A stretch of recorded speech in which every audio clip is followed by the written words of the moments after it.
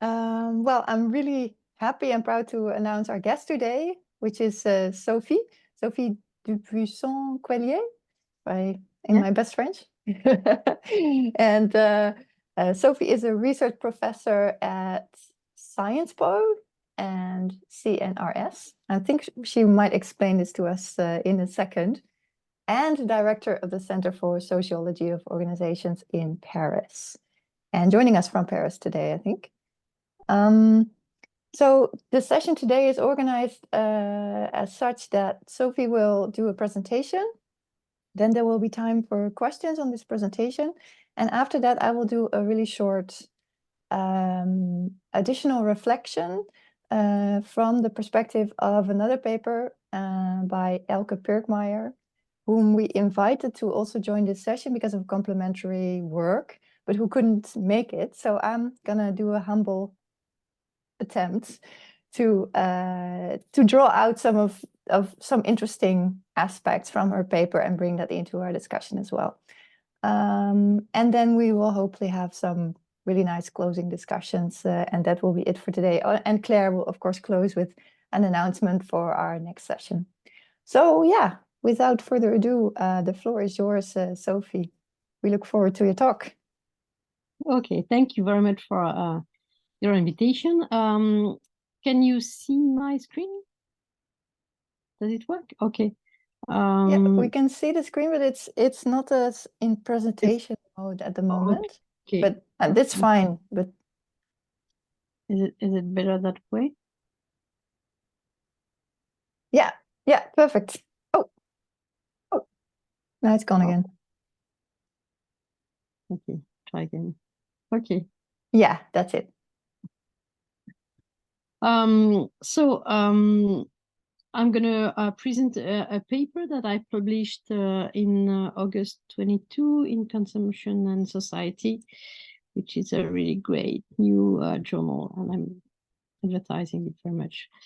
My question is, why do we consume so much in that paper? Of course, we know that consumers are exhorted to consume less for many environmental reasons. And the question is, can they really do that? Can they really decrease their consumption? Of course, we know from social sciences that consumption activities structure our social movements. We know that consumption practices are embedded in collective frameworks that have been very much discussed in the literature, the role of meanings, material structures, skills, and so on. So there is this strong inertia in consumption practices. The main argument of the paper is that giving up affluent consumption is not a matter of individual choice. Affluent consumption, which I also call abundance, is organized, governed, and normalized. It's a standard both for the economy and for our way of life. So I will address two questions in that presentation. First, how affluent consumption is institutionalized and normalized. And the answer I'm providing to this question is that power devices such as public policy instruments, corporate economic models, managerial tools, market technologies, tied economic development with high volumes of production and build some kind of value regime of consumption on accumulation and abundance. Then I address the second question, which is how consumers come to engage into affluent consumption. Is it a question of manipulation? So my answer is different. I want to focus on the role of market technologies such as advertising, retailing, branding, pricing, and so on. And these technologies build consumers' dispositions for affluent consumption. This is this socialization of consumers, which is at stake. Consumers' conduct are shaped to fit with corporate business models through these market technologies. And those market technologies create collective norms of affluence and accumulation. So these are my main arguments. So how we became a world of consumers. So we know that consumption is not only a matter of taste and identities, it's also a matter of materiality and power. It's about how goods are produced, how they come to consumers, and how these consumption practices are governed. So I'm using a Foucauldian perspective. I use this definition of power as an operation rather than an attribute. I'm emphasizing the role of materials, symbolic devices, techniques which produce reality and exercise power to conduct conducts. So who exercise this power? It's mainly the state with the help of experts. It's also economic actors and engineers, and also organizations and family. So I'm focusing on power devices, technologies, all the different techniques, material forms, institutional structures through which power is exercised to conduct individual conducts. So how affluent consumption is governed? What are the power technologies of affluent consumption governance? Maybe you know that Foucault has differentiated three different types of powers: sovereignty, discipline, and governmentality. And the three of them are at stake in this government of consumption. About sovereignty, it's the institutionalizing of affluent consumption.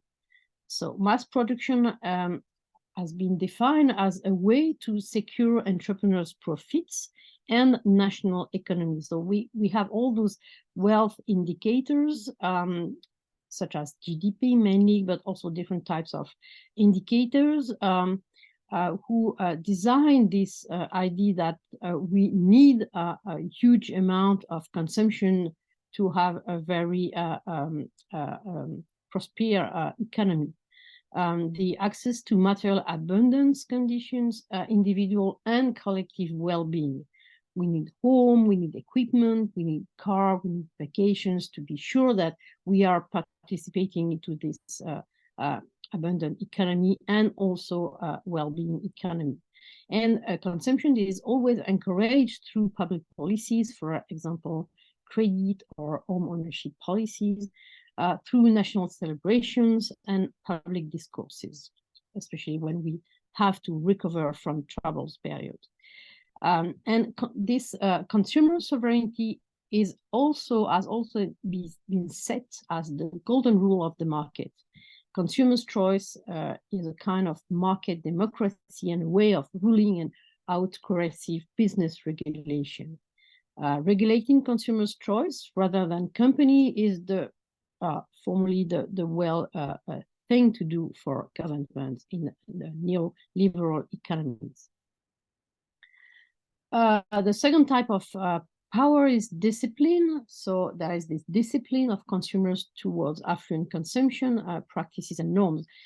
Consumption has been set as a state-sponsored project of modernization and rationalization through different types of mechanisms, such as the use of social surveys or social reforms, the use of knowledge and expertise, for example, by doctors, and also through different market techniques used by corporations to channel consumers to navigate the market.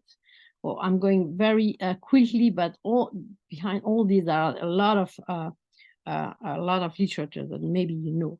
So there's this idea that consumers are channeled by technical, material, and commercial devices to be oriented towards the different products they have to consume, and this discipline of consumption practices is made for the benefit of suppliers first.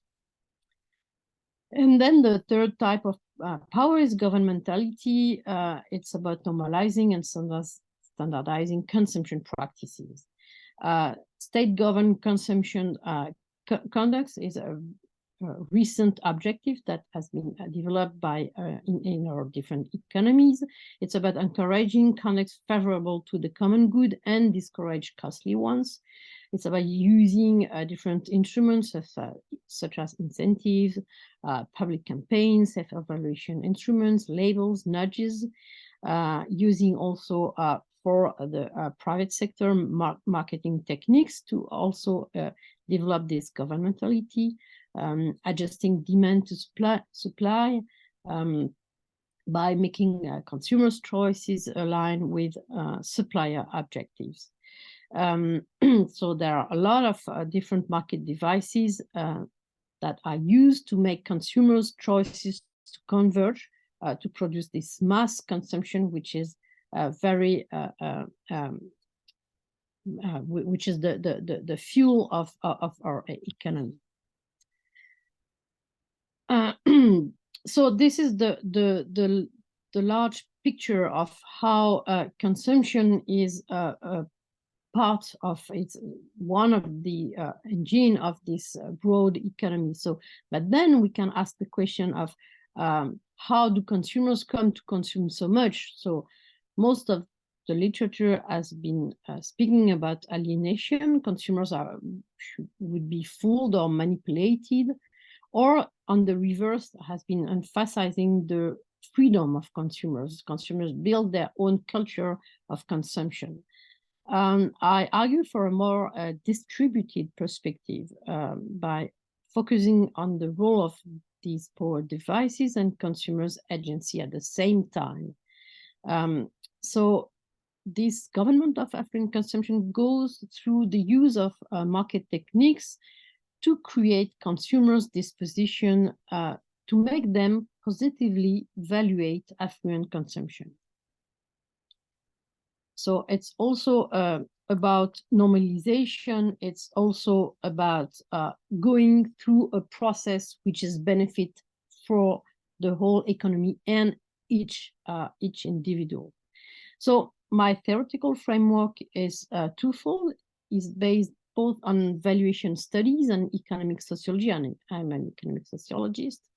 In this perspective, goods don't have any intrinsic or essential value. The valuation is the result of a complex social process through which goods are associated with economic and social values. And also I'm using a Bourdieusian perspective because economic sociology doesn't explain how consumers endorse these market values. And by using this Bourdieusian perspective, I'm using this idea of socialization of consumers through market devices, which make them come to affluent consumption. So this is the way through which consumers develop dispositions to positively evaluate the good they are supplied through abundance and accumulation. So, of course, Bourdieu has coined this notion of disposition, and it comes mainly from the way individuals accumulate past experiences in their bodies in the form of habitus. And this acquisition of dispositions occurs through socialization processes, which happen mainly in their social environment. And I would add this idea that the material and symbolic environment of markets create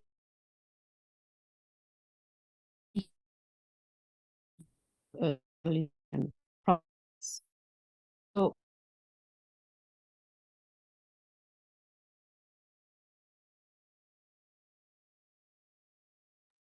I cannot hear now, do you?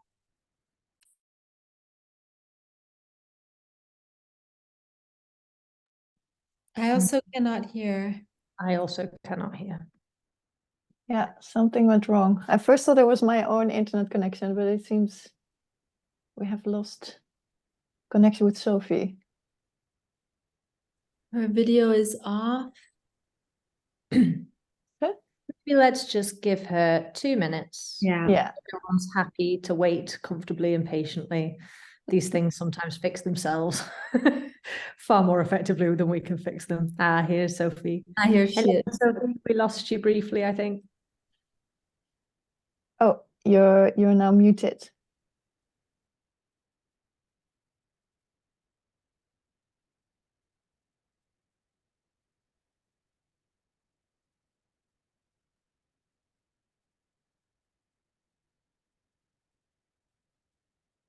Okay, can you hear me?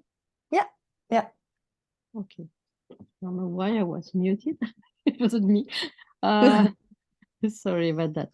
So I was explaining this notion of disposition. So I don't know when you lost me. So I was just reminding that Bourdieu has coined this notion of socialization, but exclusively connected to the social environment of individuals. And I wanted to introduce this idea that markets are also a way of socialization, and this is where individuals acquire a taste for certain consumption practice since the beginning of their life, and these practices become appropriate, adaptable, satisfying, and appreciable. These are the notion used by Bourdieu himself. Have to Sophie, share your slides again. we also lost the slides. Okay, so sorry. And I can't, I don't know why.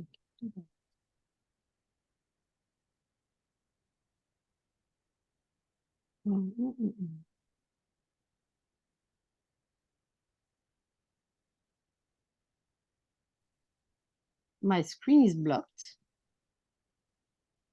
I Oh. don't know why.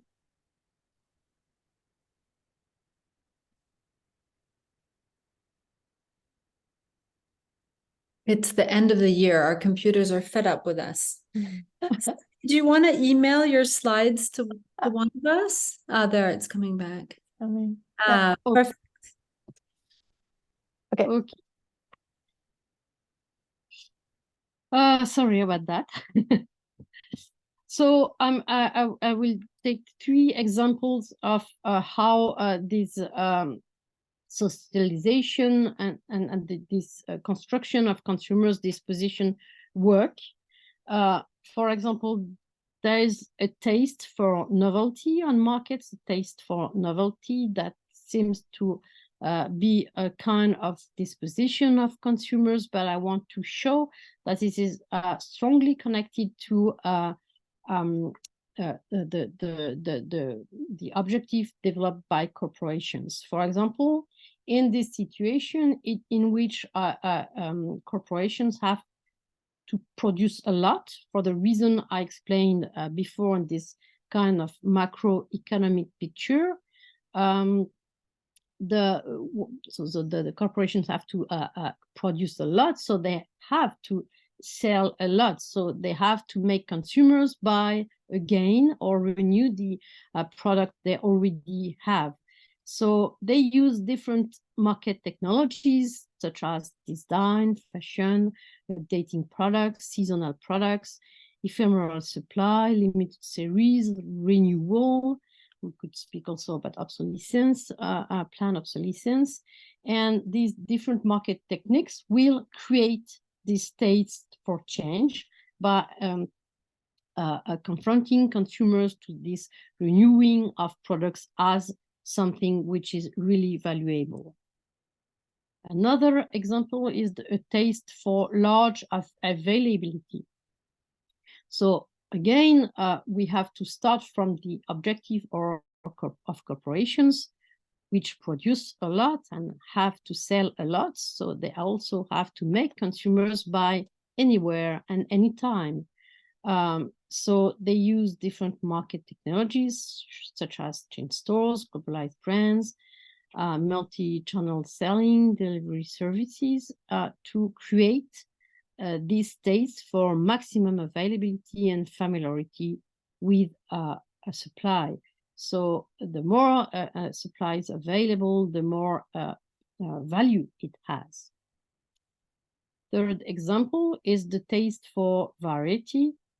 Again, corporations have to make consumers buy different versions of the same product, find their own version of their product. So to have a large quantity to sell on the market. So they use market technologies such as range strategies, packaging, recipes, fashion, late customization to create consumers' disposition to have a taste for accumulation and diversity. But of course, consumers, all the consumers don't have the same dispositions, and actually consumption practices are really stratified. And what happens at on the upper level of the social space is different from what happens at the bottom. So there is an important role of market segmentation to fuel a kind of aspirational mechanisms of the consumer society that will create this condition for abundance.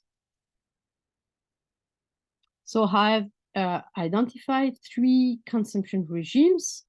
One is very well known from Veblen work, this conspicuous consumption.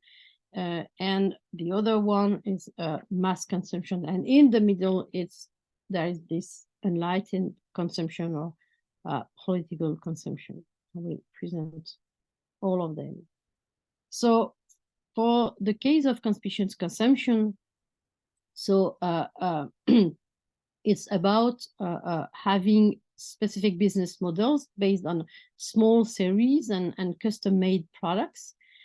Specific mode of competition based on exceptions, a price regime which is called by the literature mega. It means that you can have the highest prices that you want, and the higher the prices, the better condition to sell the product.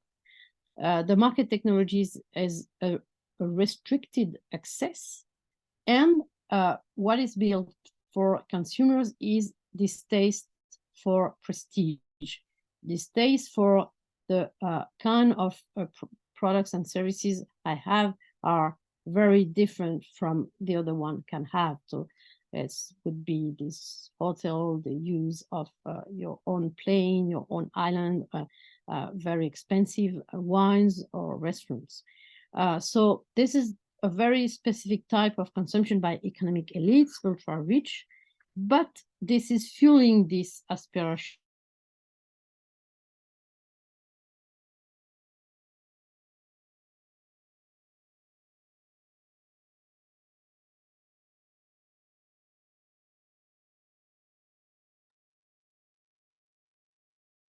Most of the consumption is what we call mass consumption, and which would be based on the contrary.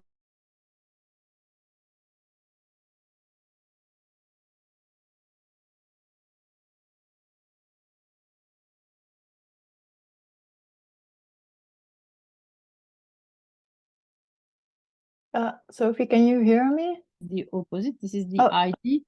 Sorry, you were breaking up again. Sorry about that. Can you maybe go back just one slide? Okay.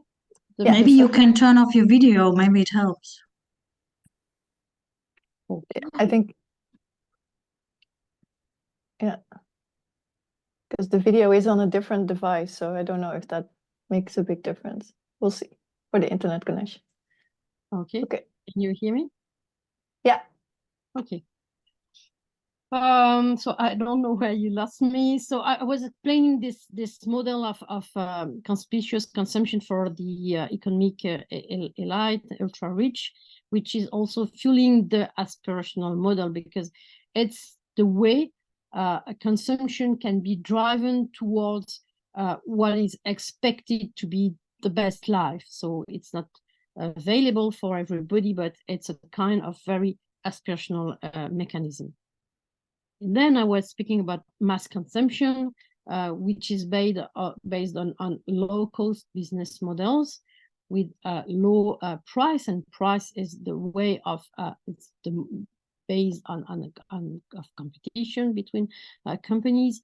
The price regime is affordability, and market technologies is about social accessibility. This is the opposite. This is the idea that you can have everybody, you can have the products that everybody has. So it's about participating into the society through this consumption. So the consumer disposition built are this taste for bargains and participation in society through consumption. And of course, the economic pull of the working classes has been identified as the main type of consumers concerned by this type of consumption. But most of our consumption is based on this model, this volume model, even though it's not always a low-cost business model. And then we have this enlightened consumption or political consumption, which is based on differentiations, on singularities of products, of premium price regime, and prescription market technology. It means that this is not the consumption that everybody has. This is a specific, very reflexive consumption that is developed by educated upper middle classes consumers, and the different market technologies built this taste for reflexivity. So affluent consumption unfolds as a very systemic arrangement, which results from the action of public policies through this inscription of consumption as the engine of economic development and growth. But it goes also through business models, which combines and resource and energy intensive production as a way to make money, to make business, to make a surplus or rent or profit, whatever you call it. And on this creation of consumers' dispositions, which are acquired and disciplined through this action of accumulation and buying and consuming. So, of course, the governance of consumption has changed over time and is different over the world. And we could be more precise about the different configurations of public policies, business models, consumers' dispositions, to understand where are the main lock-ins and levers in the different part of the world. Also, it could be a very interesting way to see how inequalities are both product by abundant society, but also are at the foundation of the abundant society, because this different segmentation of the supply is based on a very social stratification of demand, which is organized to fuel the whole system through these different aspirations. Okay, maybe I could stop here. In the paper, I suggest also a research agenda, but and also I have some conclusion about how can we explore affluent consumption regime and tries to replace it by a sufficiency consumption regime. But I could stop here maybe because of the technical issue. I think so it has been fine in the last bit. I would actually like to hear about the research agenda and the direction towards sufficiency. And I see other people nodding, so it would be great. Okay, I just didn't want to be too long. So no, that's fine. So the proposal for a research agenda is based on these three lines of inquiry. The first one is about studying the different public policies that govern consumption practice. So we could focus on consumer credit, banking, housing policies, urban planning. Also, we could see the role of the different instruments, the effects on norms and normalization processes, the link to national objectives towards values and individual well-being. So this is whole set of questions about public policies.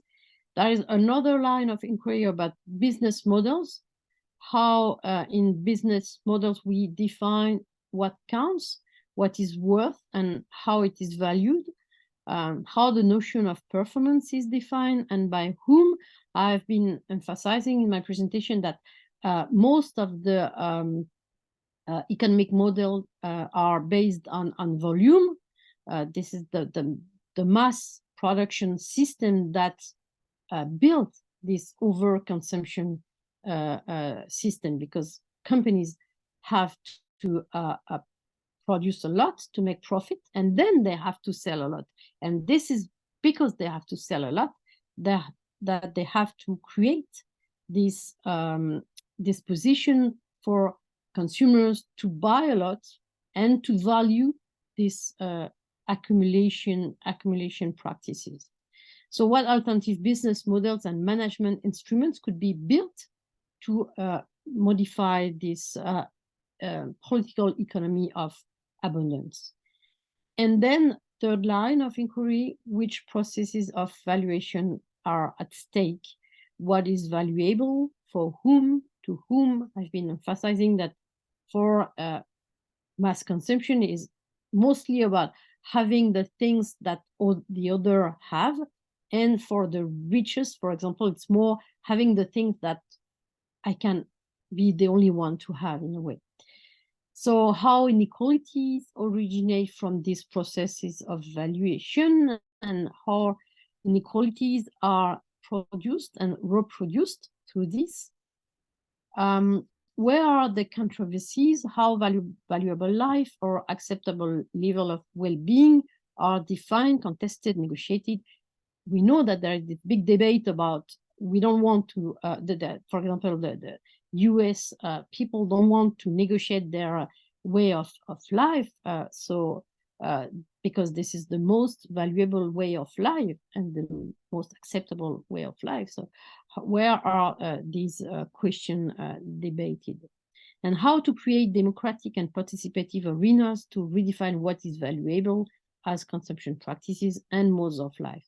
But we can't, in a way, we can't tackle separately these different line of inquiries, because if we don't understand how public policies and business models orient the decision of corporations toward the volume, we won't have any chance to tackle the other questions. And about sustainable future, so we need to understand how affluent consumption regimes have developed and how they are maintained, sustained through lock-ins, and where are the main lock-ins that make them very inertial, and how can it be replaced by a sufficiency consumption regime? So what would be the levers for that? So of course, so sufficiency cannot arise without the development of a new consumption regime able to place sufficiency rather than affluence at the core of the process of social and economic value creation. So it means that we need to have public policies for sufficiency, and not only some kind of sufficiency injunction in an ocean of injunction toward volume and affluence and overconsumption. So we need to design new economic models, and we need to find a way to normalize this through very regular practices, consumption practices. Okay. So I will stop sharing my screen. Yeah, thank you. Thank you very much. Okay, I would first like to open the floor for questions for Sophie. Anyone would like to start?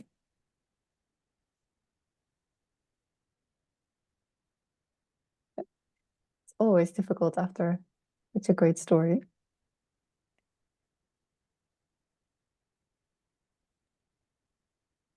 I'll jump in Yeah. if I may. Yes, please. Thank you, Sophie.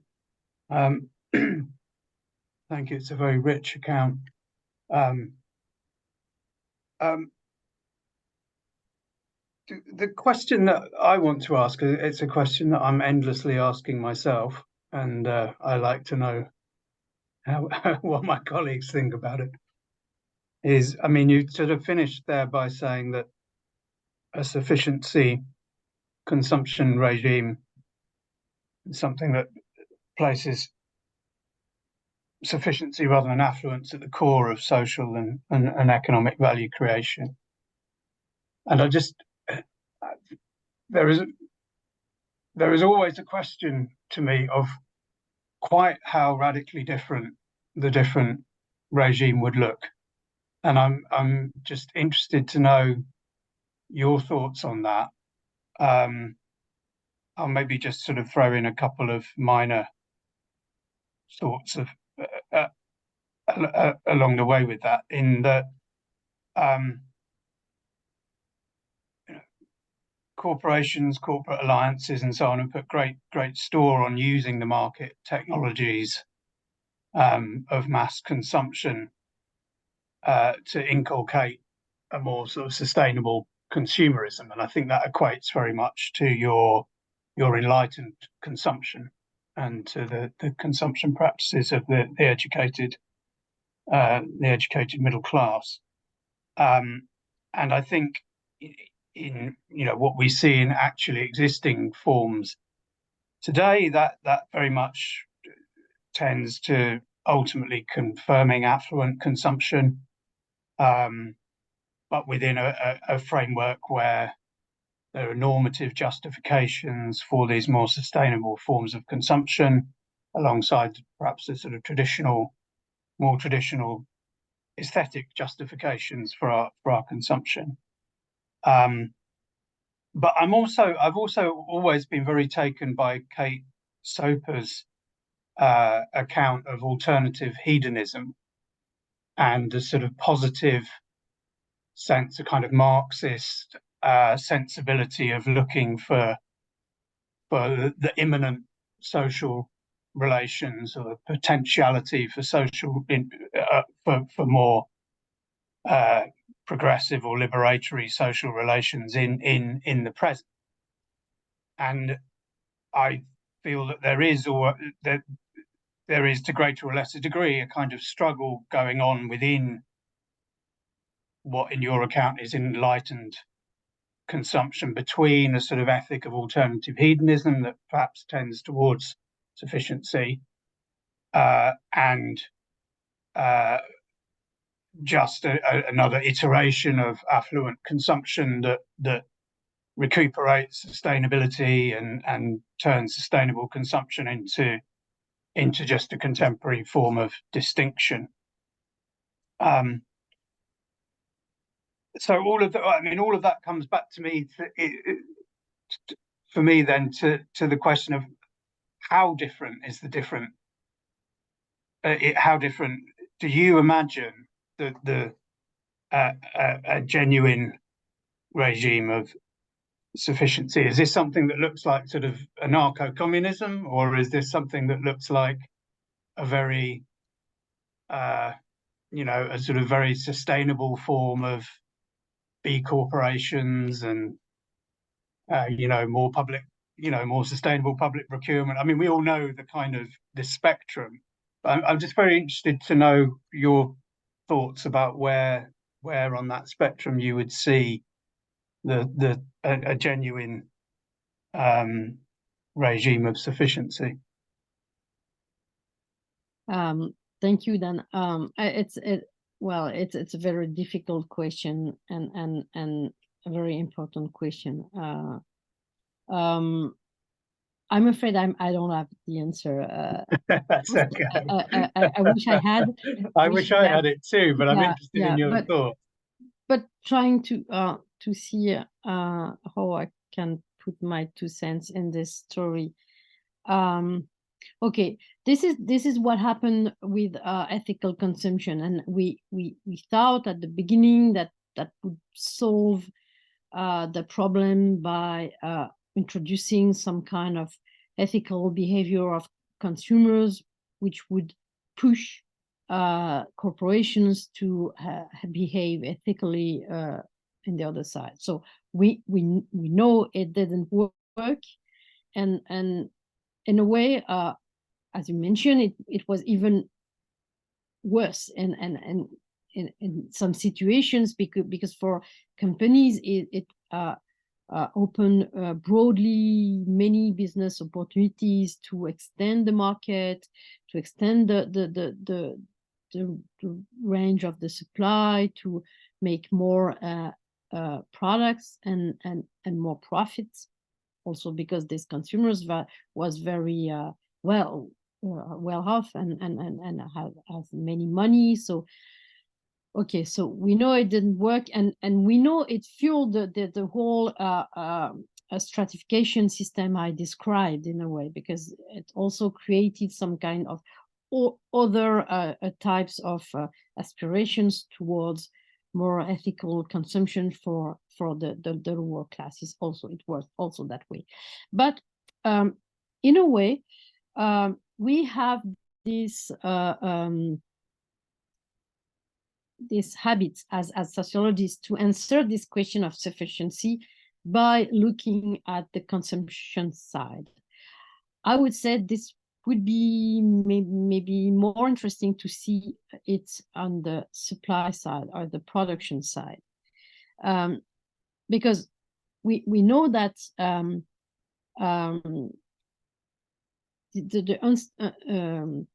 unsustainability of production is really connected to this volume regime. So the companies are producing a lot of products, and they are doing that because they want to sell low price products. They want to decrease the prices of the products. So they produce more than they can sell actually, but then they have economies of scale, and this makes the products cheaper. But then they have a lot of products, more than they need in a way, or more than the consumption side can absorb. So there is this gap. We call it in French gaspillage, which is a nonsense to use that word, because it's not gap, it's inefficiency actually. It's inefficiency because you have to produce more than you can sell just because you want to sell low price products. Okay, so then there is this just transition effect. It means that, okay, let's produce less. But then if we produce less, we won't have these economies of scale, and we will have more expensive products. And then we will have some consumers who won't be able to afford it. Maybe that will be more efficient. We will have less gap between the level of production and the level of consumption. But then the products won't be affordable for the mass. So it's an issue.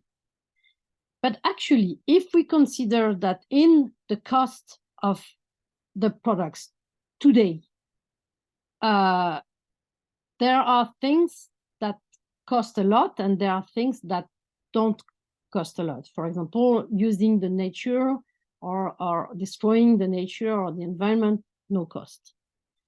But all these market technologies I'm studying are actually very costly. And of course, the more you produce, the more you produce, the more you have to sell, and then the more you have to use these technologies. And it increases the cost of your products, and then you have to produce more and again and again and again. So I don't have the solution, but just I want to dig in that direction, which is the direction of the business models of the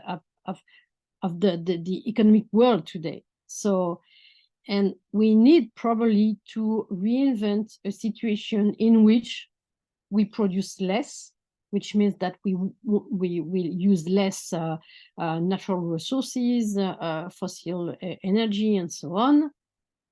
But then we have to find the way of not of solving also these just transition issues. And maybe this is in the middle of the story that we could find a solution by stopping spending so much money on activities which are dedicated to sell a lot. So it's not only advertising, but it's also product design. It's also all those immaterial activities which become more and more costly. We could speak also about the use of AI and so on. So it's just it's not even the beginning of the an answer. Thank you. That's very much the beginning of an answer. Yeah, Thank you. I think it was really interesting. I'm thinking that since these were long questions and answers,